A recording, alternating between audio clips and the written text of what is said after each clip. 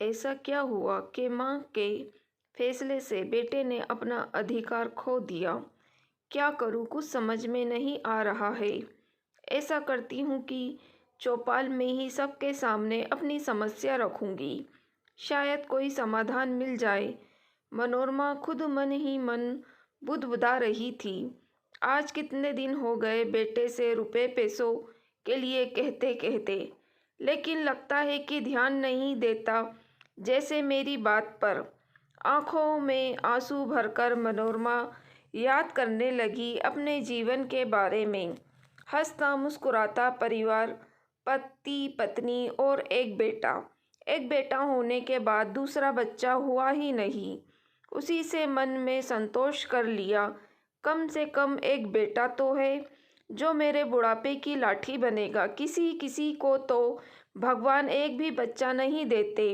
रघुनाथ बड़ी कोठी में मालीगिरी करते और मनोरमा खाना बना दिया करती।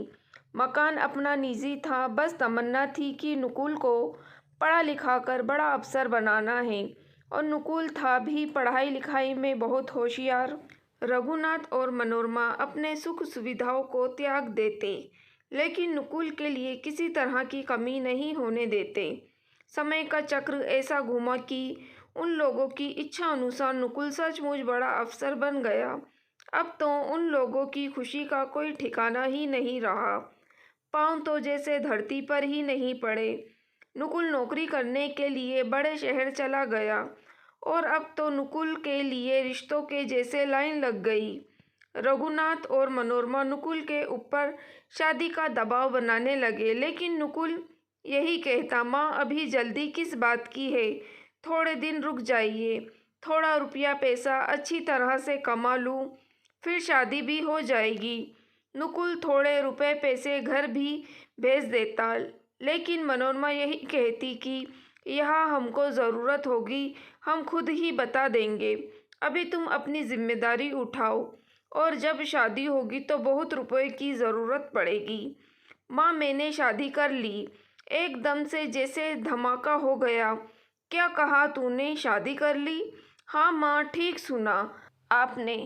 मैंने अपने साथ काम करने वाली गौरी से शादी कर ली। मनोरमा के तो जैसे हाथ पांव ही फूल गए।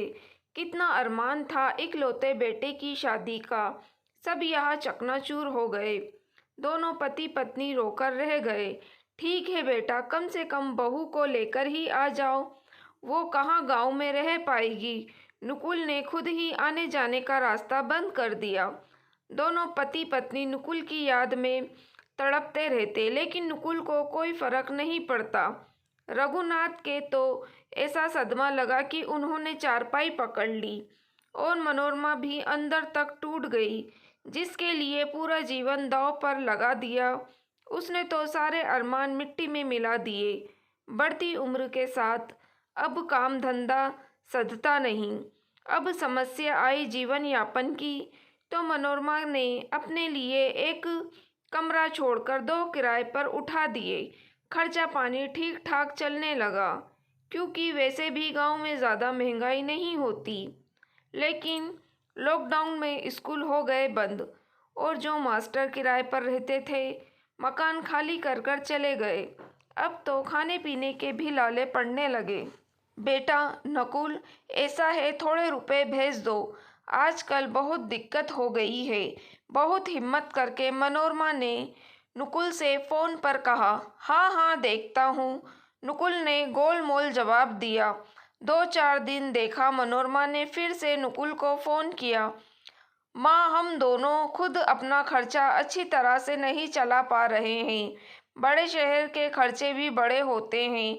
नुकुल ने टका सा जवाब दे दिया, और अब मनोरमा ने ठान लिया कि बेटे के आगे हाथ नहीं फैलाएगी।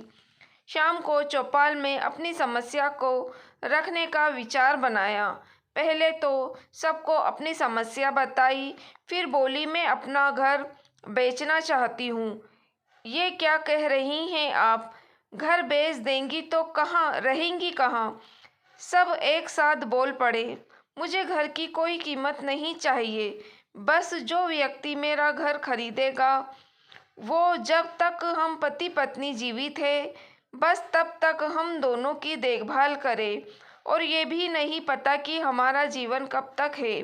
हमारे बाद वो घर हमेशा के लिए उसका। लेकिन ये सब होगा पक्की लिखा पढ़ी के साथ, क्योंकि एक बार मैं अपने ही खून से धोखा खा चुकी हूँ और फिर से धोखा नहीं खाना चाहती। और नुकुल, सभी ने अपनी जिज्ञासा शांत करना चाहिए। उसने अपना अधिकार खो दिया। इतना बोलते हुए एक बार मनोरमा का कलेजा कांप गया कि कहीं मैं गलत तो नहीं कर रही हूँ। लेकिन उसने फिर झट से अपने को संभाल लिया। सभी ने खुले मन से मनोरमा के इस फैसले का स्वागत किया कि जो बेटा माँ बाप का भरण पोषण ना कर सके, उसका माता पिता की संपत्ति पर क्या अधिकार। गांव के ही एक सज्जन दंपति ने आगे बढ़कर उनकी सेवा करने का बीड़ा उठाया और सरपंच की मदद से सारी लिखा पढ़ी हो गई। आज मनोरमा के चेहरे पर अजीब सा संतोष था।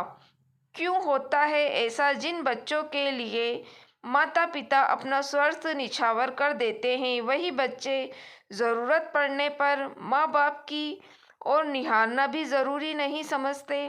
दोस्तों, अगर आपको कहानी पसंद आई हो तो प्लीज़ आप मेरे चैनल वॉइस ऑफ नीलोफर को सब्सक्राइब ज़रूर कीजिएगा और मेरी वीडियो को लाइक और शेयर भी ज़रूर कीजिएगा। Thank you for watching.